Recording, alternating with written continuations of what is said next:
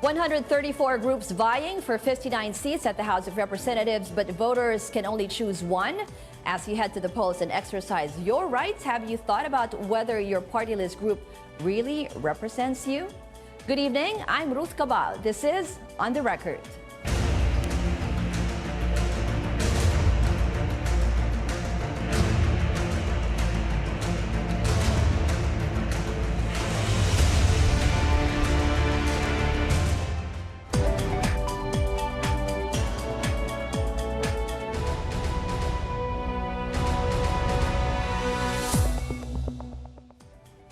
Our guests for this episode, Professor Danilo Araw, convener of election watchdog Contra Daya, and election lawyer George Garcia. Comelec Commissioner Rowena Guanzon is joining us on the phone.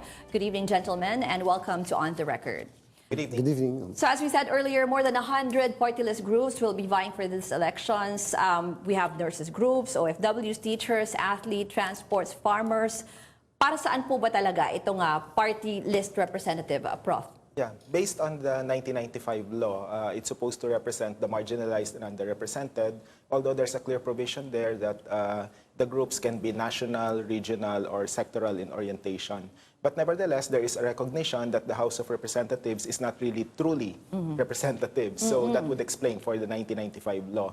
But of course, fast forward to 2019, it's the exact opposite that's happening because the party list system has become a backdoor for the rich and powerful to further entrench themselves in the House of Representatives.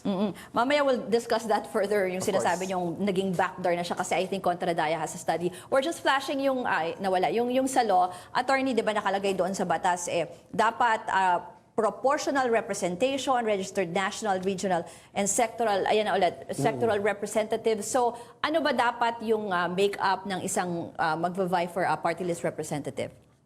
Practically, napaka-general yung provision ng law.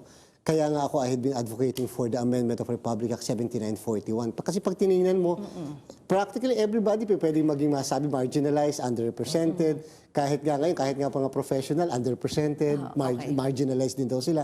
So, I think Congress, there is a need for Congress to specify a little more what is meant by marginalized, what is meant by underrepresented. You know what is happening? And what is happening right now is that it is the Supreme Court that is acting as the Congress, the one legislating via the so-called judicial legislation.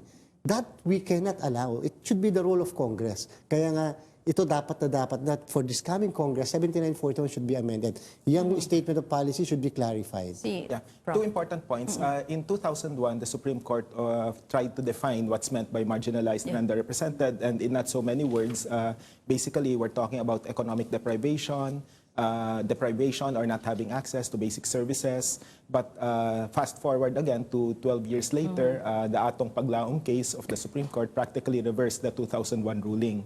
Now, the second point that I'd like to raise here is that there are pending bills in Congress seeking to amend the party list law, and one of them seeks to change the provision, and there is a prohibition now to ensure that political dynasty will not be allowed. So that's one. And the incumbent executives and legislators and local officials will not be allowed to serve as nominees. Yun na nga, na-mention mo na yan, Prof. Ano ba ang sitwasyon ngayon? Kasi hindi naman kaila sa atin, may mga party list representative ngayon na bilyonaryo, ilan yung bilyonaryo dyan. Parang sinasabi, how can you represent the marginalized and underrepresented? Ano yung nakita niyo sa study niyo? Just to be on the record, the richest legislator right now is a party list representative. We can identify him. He is Representative Michael Romero of One Pacman, and his net worth is, guess what, 7 billion pesos, which is ironic. And of course, on the extreme side, the poorest legislator is also a party list representative with a net worth of 50,000. That's, I think, Kabataan Party List Representative Sara Elago. So there's a big discrepancy. So the characteristic right now, based on our study, and if we want to refer to the latest survey of Pulse Asia, out of the 57 probable party list representatives, we've flagged 35 of them as being part of a party list group that either has connections to political dynasty or incumbent officials. Number 2, special business interests. And number 3, questionable advocacy or dubious nominees. So ito yung, may nakita rin kayo na many have links with incumbent government officials, di ba? With the Duterte administration also. Yeah, we can identify one. Duterte Youth, for example, the chair of the Duterte Youth movement is Ronald Cardema, who also happens to be the chair of the National Youth Commission. The first nominee of Duterte Youth is the wife of Cardema, Ducel Marie Suarez, and the fifth nominee is surnamed Cardema. So apparently a relative also of Ronald Cardema. So those are some manifestations. We can also define certain party list groups that are part of the political dynasty, chief of which would be Abono, for example, which is the party list group of 2 dynasties, the Estrellas and the Ortegas of La Union and Pangasinan. Bakit pa ginagawa yun, Prof? Attorney, bakit ginagamit ang party list system? Para saan ito? Nag-iiba na tuloy yung ibig sabihin, ano, Attorney? Siguro nga to propagate themselves sa power, at the same time to maintain themselves sa power, and at the same time para din hindi lang isang representative, mas madami pang representatives, kasi kung kaya mo namang mapanalo yung party list mo sa probinsya mo, kung kailangan lang 600,000 ang province mo with 1 million voting population, why Kaya not? mo makuha. Kaya mo makuha.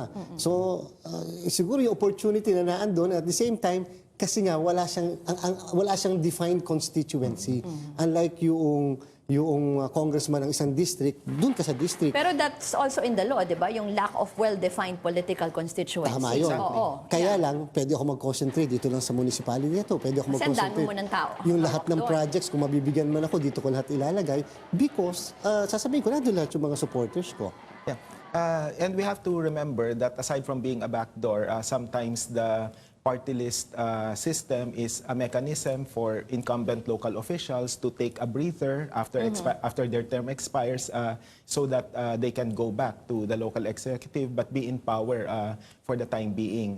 One apparent example would be ABECA. ABE Kapampangan, which is supposed to be a party list group for the marginalized Kapampangans, but the first nominee is the incumbent mayor of Angeles City, Edgar Pamintuan. Okay. So these are some manifestations. Yung iba may mga regional groups din naman talaga, di ba? Ako Bicol is one of them. Ako Bicol, for example, as a Bicolano, I'm not supposed to be critical of Ako Bicol, but it's one of the more apparent party list groups that are controlled by a political dynasty. We have the list here. Oo. Yes, yung mga may incumbent officials. Exactly, Oo. exactly. So ABECA, Bisaya, Ako Bicol, and Ako Bicol is a bit distinct in the sense that it's not just an issue of political dynasty or incumbent officials, but also the fact that there's a special business interest group there, Elizal Deco, who is one of the bigger industrialists in the Bicol But region. in a general sense, paano nakakalusot yung ganito? I mean, if you say, kasi nga, the law, the 2013, anong nangyari sa 2013 Yung atong ruling ng Supreme Court? I think ang si-start nito dahil nga sa hindi kasi na-define at the same time na-enumerate ng Congress ano talaga yung mga sectors. During the first time na nagkaroon tayo ng party list, meron talaga nakalagay sa transitory provision ng Constitution, farmers, fisherfolk, women. Nung after that, wala kasi. In fact, ngayon, halimbawa, wala tayong veterans representative at wala rin tayong representative sa PWD. Kasi hindi sinabi ng Congress na dapat 10 lang ang sectors. So ito yung mga 10 ito. Dapat dyan, what should really happen is, if I am, for example, from the farmers group, si Prof ay from the farmers group, kami will be competing against each other. Pili na lang kayo doon isa sa doon. party list, doon sa sector na yon, so that at any given time, laging may representative yung particular sector. Ang nangyayari ngayon, one particular group will control half of Kasi may 3 seats siya or may at the same time, kasi nga, hindi naman dinify ng ilan yung naka-assign sa women, ilan yung naka-assign sa youth, ilan yung naka-assign sa farmers group, fisher folks. Hindi kasi nakalagay sa law. Okay. Pag-usapan pa natin yung ibang possible remedies, and we'll also have a COMELEC Commissioner later on with us. We'll be back after a quick break. This is On the Record.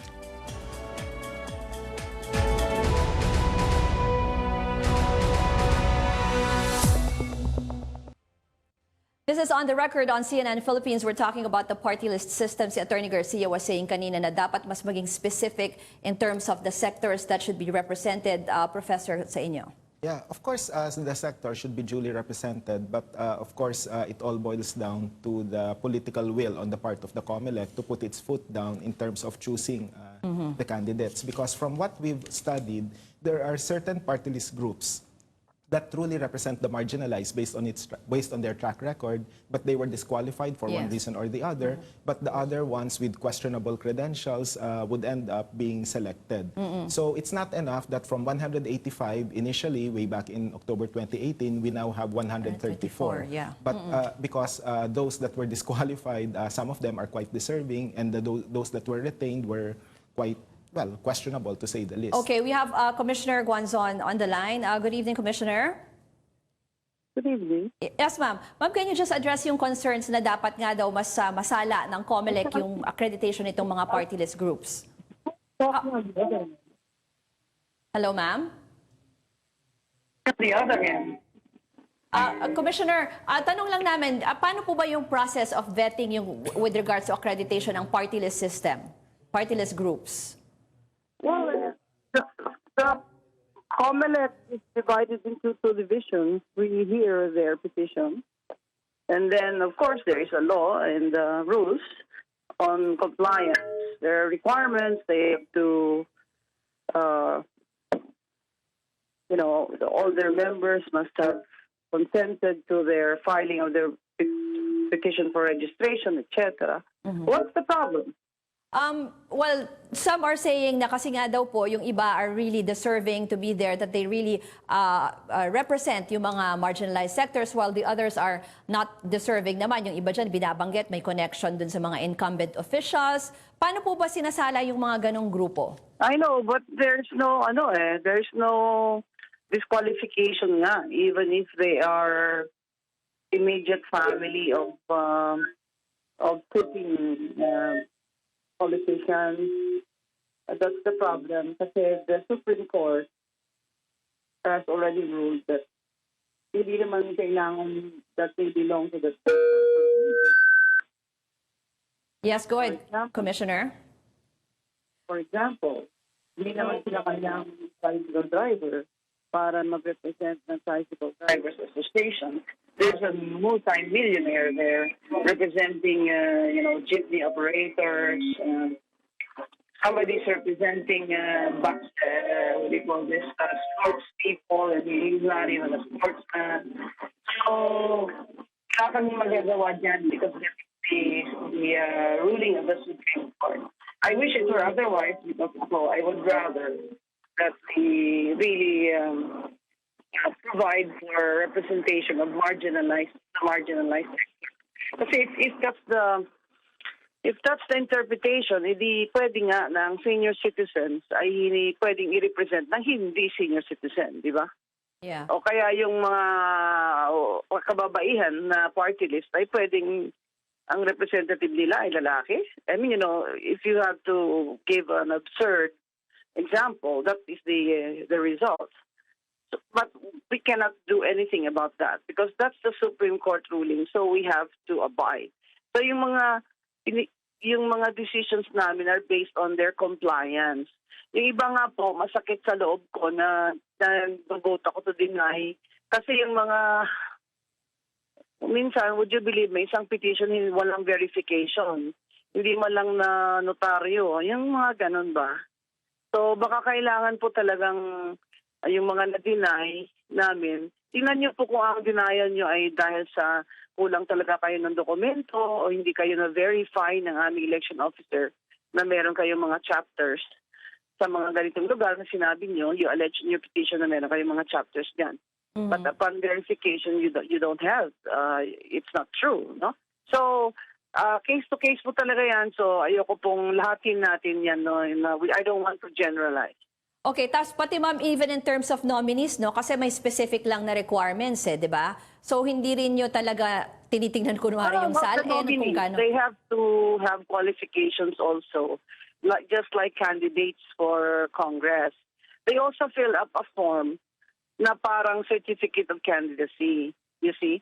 So, hindi rin sila pwedeng dual citizen sila or resident sila of a foreign country, di ba? So, not anybody can just be a nominee there. foreigners cannot be, right? Dual citizens cannot. Those convicted by final judgment of crimes involving moral turpitude are disqualified. So, but the difference is party list, yung list of nominees nila na 5, they can change it, up to May 13. They can change the list. They can withdraw and then add. So if let's say 1 to 5 and number 3 to 5 withdraw, and then palitan nila, yung number 2 nila go up. They go up, right? So pwede nilang palitan isa or all of them. Okay. But up to May 13. Okay. Ma'am, but personally, as a COMELEC commissioner, what do you think of the whole system? Ano yung pwede nating ayusin para talagang this will really genuinely work to represent I already marginalized? said this several times. Okay. That, political dynasties in the Philippines really strive not only in, by vying for regular seats, but also in the party list system. So I hope that there will be a law someday that will, reform this and at least, will prohibit the nominees who are related to a sitting elected official within the 3rd degree or 4th degree. So, although hindi mo mapapalitan yung ruling ng Supreme Court until, the Supreme Court itself revisits their ruling and then reverses it after another petition is filed. There's nothing we can do about that but reform the law, no? Limit the nominees to people who are not related to incumbent elected officials.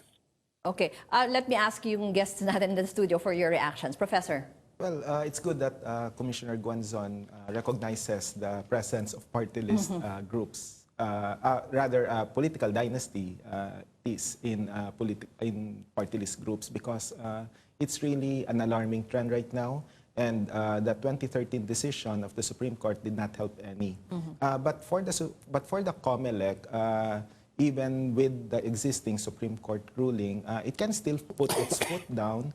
For example, we've challenged the COMELEC in the past to organize, for example, a public forum, invite all the questionable party list groups, and then let them explain why they're running and answer some accusations of election watchdogs like Contra Daya. The media can be invited, as well as other election watchdogs. This kind of quote-unquote extra legal remedy can serve as a mechanism to ensure that we can expose these party list groups. Because I have to go on record here to tell you, Ruth, that from my experience in making public fora and all that, the party list groups do not want to engage election watchdogs like Contra Daya. They try to remain silent, and their silence is actually quite deafening right now. Attorney. Ako, I would like to agree with Commissioner Guanzon in the entirety of what she said. In fact, siya yung isa sa pinaka-aktibo sa komisyon na talagang kapag hindi qualified, negative. Pag hindi qualified, denied ang petition. But what Commissioner Guanzon is actually saying is, because there is this law and there is this Supreme Court decision, our hands are tied. Yes. How will you change the Supreme Court decision? First thing first, you change the law, because the law can always correct whatever the Supreme Court wants us to correct. And what I'm saying likewise is, we start with the petition for accreditation. Once a petition is filed, then groups like Contra Daya and any other group may oppose and should oppose. Yun yung a sinasabi niya na particular hanggat walang nagfa-file ng disqualification against yung Correct. group, hindi sila In makakagalaw. fact, that's the reason why pinapublish yan in newspapers of general circulation. And then during the hearing, ang kauna-unahang tinatanong ng presiding commissioner, is there any objection, opposition to the petition? Pag the court hears none, and then therefore they will proceed. And then the next step naman, yung nag-submit na sila ng kanilang mga nominees. Anybody can likewise file a petition to deny due course and or cancel Dun sa nominee. the nominee. But hindi nagpa-file. May period din yung filing nun. So what can we do? Pag wala kang final, at tapos na-elect yun, the next remedy is go to the HRET, the House of Representatives Electoral Tribunal. And tapos na ang term, hindi pa natatapos ang kaso. So that is actually the problem. But ako, para sa akin, dun pa lang sa petition for accreditation, dun pa lang tapusin na. Si Commissioner is still with us? Yes? Ay, okay. Kasi akala ko she was gonna comment. But I think two words would be important here, motu proprio. I'm not sure if I would defer to the expertise of our lawyer here, but I think sometimes political will should be exercised by the COMELEC. It cannot be reactive in its nature. So sometimes there should be some leeway by which they can act on its own, especially when there is something glaring. Ako naman, okay, tama yun. Pwede ba yun nga? Yung correct, the COMELEC can always Investigate exercise on its a motu own, proprio power. But take note, if I am a farmers group, talaga namang super marginalized, and then hindi ko naman sinasabi na ang kukuhanin lang lawyer, yung mumurahin na lawyer. Kaya lang, di siyempre ini-expect natin na since marginalized nga sila, you cannot expect them to file a very good petition. And so, ako naman, para sa akin, mas maganda bigyan natin ng pagkakataon. Let them give them the opportunity to be heard in a formal hearing. And doon makikita, sino talaga yung mga minsan kasi, under the guise, ito yung aming mga officers. Dapat din sa pagpa-file ng petition for accreditation, sabihin nyo na who are your proposed nominees. Under oath yun eh. Di ba? Under oath yun. At least kahit paano, makikita na kaagad. Pero sa ngayon, you don't give it agad, di ba? Only the officers. Accreditation pa lang ng grupo and the officers. Because the nominees come later. After the accreditation pa eh. Maganda, siguro nga isama na para kung sakaling bigla nilang baguhin, we can file perjury charges against them. Saka yung sinasabi ni Commissioner na hanggang sa dulo pwede palitan yung nominees, di ba? Oo. Even at the last minute. And actually, once they sit in Congress, it only takes a resolution on the party list group to, boot out their party list representatives and replace them with new ones. Tapos nag-aaway pa. Yes, exactly. Nag-aaway pa. Ang dami kong nahawakang kaso. Dati magkasama. Nung nagpapal pa kami ng petition, talaga namang united together. Pagkatapos nung nandyan na, especially isa lang ang nanalo, away-away na. Yeah. And you know what's interesting here, Ruth, just to add, what's funny about the list of the party list representatives right now is that there are certain party list groups that have two sets of nominees. So because meron nang internal nakamark ngayon sa COMELEC. Okay, exactly. We'll have another quick break and we'll continue our discussion. Stay with us. This is On the Record.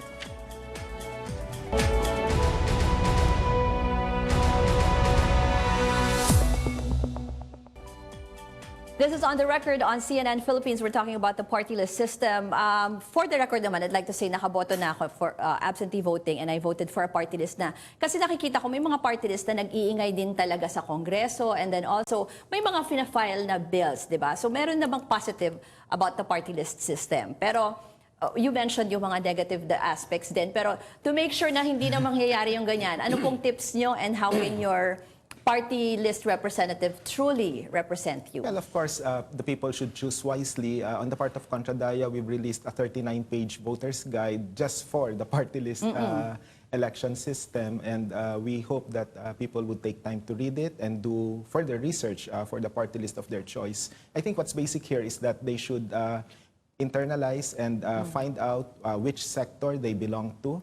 And then from there, try to find out if there are party list groups that would really represent their interests. So I think that's the bottom line. Study, study, study, and research, research, research. Pati yung nominees, Prof? Exactly, yes. And on the part of Contradaya, we've tried to do that. We've gathered necessary information on these party list nominees, and that's how we found out, and we've flagged many, at least 62 out of 134 are quite dubious. So there are others that are truly representative, so we just need to look at their track records. Kasi yung sa amin sa absentee voting, may list din kasi ng mga nominees. But in the real, sa ballot, sa actual voting, wala no? Wala makikita. It's only the names of the party list. That's why it's necessary to really do research, find out who's really running, because I don't want to mention a particular party list group that has 2 celebrity endorsers, and people get the impression that these celebrity endorsers will end up sitting nominees, in Congress, are the party list nominees. That's not. Okay, kayo, attorney. Ako naman, gusto ko lang, for the record, gusto ko i-point out, sa Congress, ang pinakamaingay ang party list representatives. Ang pinakamadaming bills ang party list representatives. Ang laging present sa lahat ng committee hearings, ang party list representatives. Napaka substantial ang kanilang contribution sa legislative process natin. At Yun nga lang yung nagiging problem, yung mga ganyang mga nominees na pro-prostitute nila ang sistema. And sana, ang titingnan ng ating mga kababayan, ng ating mga botante, track record. Track record is sinabi na ng Supreme Court yan, track record is very, very important. And in fact, in 2 cases that I elevated to the Supreme Court, sinabi ng Supreme Court kasi na ang members of Congress ay ang nominees, hindi ang party list organization.